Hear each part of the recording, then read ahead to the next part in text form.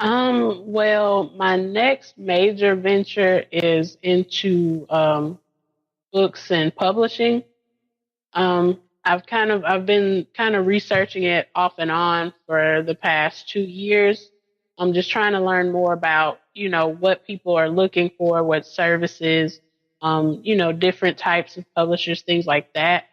Okay. So let me pick up on something here.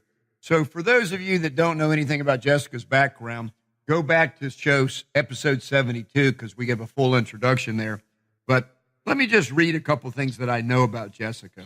She was nominated in 2017 as one of the most influential women in Northeast Mississippi by Mud and Magnolias magazine, Tupelo, Mississippi. And here's some testimonials that she has from some of her clients. I want to tell you that you are doing an amazing job. Hiring you was one of the best decisions we have made. And that's from Veronica Bell from Bell and Associates. JD Scribes, that's Jessica's company. JD Scribes has demonstrated that she is the best in town. I'm not the social media kind, so she has done nothing but giving me great relief from this part of my business. I'm so very satisfied. And if you haven't tried her, then you are definitely missing out on her services. Thanks, JD Scribes, for your services. That's from Shirley Hendricks, R&B Specialty Printing. Another one, I love working with Jessica. She has supported my business, and her continual support of my clients has not gone unnoticed. Paulette Harper, Right Now Literary. Here's another one. I always enjoy working with Jessica Starks. Her service is impeccable. I would recommend her to anyone. And that's Tay Jones, a medical student. She's the best. Nick Boone, a Millennial Outreach. JD Scribes is the best at what she does, hands down. Truron Mays, Midwest Athletics. Well, those are the kind of things that people are saying about you, Jessica, and I just didn't want to embarrass you, but you're very good at what you do. So let me say a couple things now that will just get it into some specific. I would like to have this session that we're going to have now be almost a seminar, and so let me set the tone for a second here. Jessica, I want you and I to talk to a hypothetical young person that is thinking about going into business for themselves. You've already given them the opening advice that you want to give, and I have a few thousand things I'd like to add. But what types of things, when they come to you and start sharing the idea, do you want to teach them or show them or prepare them so that they'll be able to have the best chance at success? What's some of the specifics that you might launch into? Well, some of the specific things that I would ask them about is one, what exactly is it, what business is it that they want to go into? Because, again, like I said, people will come to me and they'll say, I want to start a business, but I need to know what type so I can, every industry is different. So I need to know which type of business that you're trying to go into so I know which specific way to help you. Another thing is surprisingly, a lot of people, they actually have a few ideas in their head. So it does help. So I know, which, in which direction they're going in. If it's somebody who they may not have anything at all, they just know they want to be in this specific industry, then I kind of ask them certain questions, where do you want your business to be located? Do you plan to be the only person owning it? Do you, have any sort of relationship with a bank, things of that nature? And I even like to know more about their background. So I kind of know where they're coming from and their experience, because that can have a huge impact on, how a person approaches a business and even, the success that they have. So if they have a lot of those things, then we kind of go more into, okay, how are you going to fund the business? Like I said, do you have partners? Are you working with a bank? Will you get a loan? Will you have a grant? What type of business do you want it to be? So I ask those kind of questions so I can kind of learn more about them and even kind of gain an assessment of how they feel about their business. By talking to somebody about their business, you can tell how passionate they are, and you can tell the way that they speak about their plans and things for the business, and watching their body language, because that can tell you a lot about, how a person feels about starting the business. Well, Jessica, okay. You mentioned something that I want to pick up on, and you talked about a business plan in your very first opening remarks, and you mentioned that again in this last part that you just said. So some of the people that I work with, they're really good people. They want to have their own business, but they're not really all that well suited. But what I like to do is I don't like to pop their bubble. So if you'll indulge me for a minute, I'll tell you a little bit about how I talk to people when they first come to me. My assessment when someone comes to me that says they want to start their own business, I listen to them. That's the main thing. I listen to them just like you do. And I hear them describe what they think they want to do. But usually most people have an idea, but they really don't know what's involved. And so I take it upon myself to try to protect people from getting further in trouble with their finances. Mm-hmm.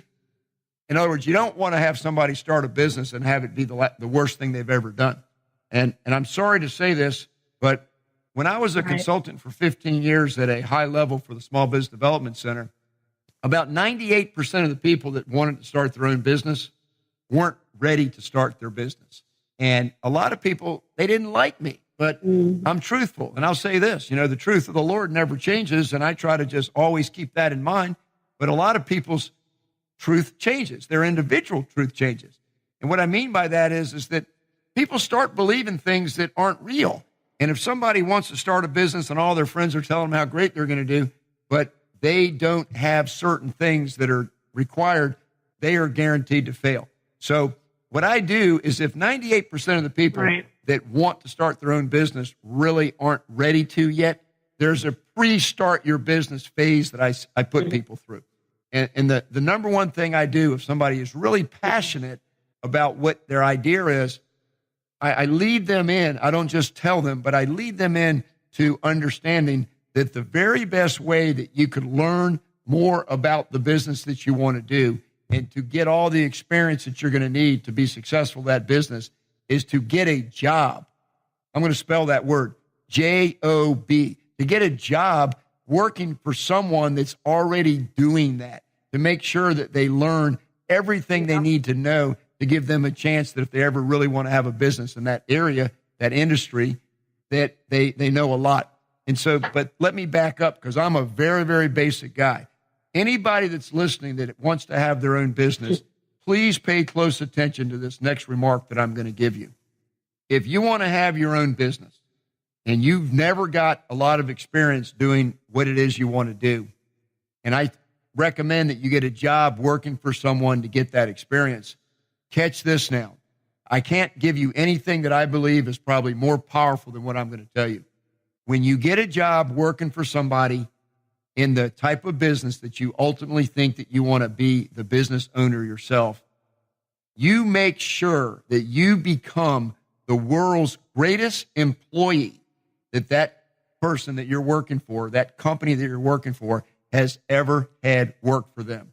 Why? Because you're going to have employees yourself. You probably will, unless you're just a very small business that's just an internet business with no employees or something of that nature. But one day, you are going to have to manage employees yourself. And your very best way to get that training on how to manage employees is for you to become the world's greatest employee ever. And then that way, when you own your own business, you will know because you did it yourself what is expected of the people that are working for you. So the second part of what I'm trying to tell you there is as you become the world's greatest employee, the trick that you have to do is take on more responsibility so that you can learn more, learn all aspects of the business. And here's what the trick is. Learn to think like an owner, not as an employee. Don't go to work and expect to make 8 hours a day at whatever your wage is, and that's how much you're going to make. Go to work to learn this business. Learn this business on somebody else's nickel. Let them train you. Let them teach you. Keep your eyes open. Look around and learn every single aspect of that business. Ask for more responsibility. Go that extra mile for your employer. Learn to think like you are the owner of this business so that you will be able to be prepared for when you have your own. That's the training ground for when you start your own business. Now, Jessica, I'm going to turn it back over to you and let you comment on what I just said also. That's so true because I know for myself, JD Scribe started out purely as a writing company. And when I was starting out, I did the same exact thing. So I started working for people. Um, my first jobs were writing jobs, so I could gain that experience. And then even when I got to the position where I was able to work with celebrity and international brands, that's where I learned how not to do certain things. But like you said, I made sure that I was the best employee that I could be. I worked my way up the ranks, and that helped me understand how, the different systems work, how to juggle multiple jobs, seeing the different positions. So I totally agree with you that really learning your way around by working in the industry that you want to be in, that can be a huge helper for you. Okay, thank you. So let me add the next piece to that there. One of the reasons that you need to work for someone else is to gain the experience that I just discussed that Jessica picked up on. But let me go to the next level for you here. I think that there are several things. When I teach my seminars, I talk about 4 or 5 things that you must have in order to be successful in business. Jessica has already talked about you've got to do something that you're passionate about, that you love. So we've covered that. So if you're taking notes, be passionate about what it is that you want to go into business for. If you're not, it's not going to work. But here's the number one thing that I believe you have to be successful in business, and it's you have to believe in yourself. You have to believe that you are going to be successful, that you're going to make it, that you are the type of person that's going to roll up your sleeves, that's never going to quit, that's going to persevere, that's going to learn what you got to learn, that's going to surround yourself around. In other words, you've got to have faith. You got to believe in your own ability to be a success.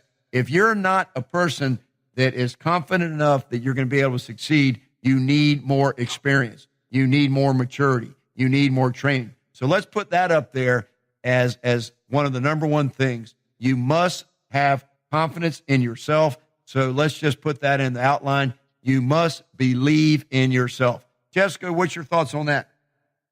Yeah, because, starting out, you can be humbled very quickly, especially when you go into something unaware or ignorant of how things go.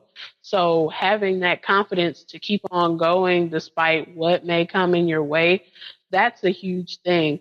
And also to make sure that you stay open-minded. I would add that in there because you don't know what opportunities might be open to you, and it may have been something that you thought you wanted to do that, that door may have closed, or you realized, I don't really like this as much as I thought I did. So make sure that you're open-minded about the entire process and always maintain your confidence.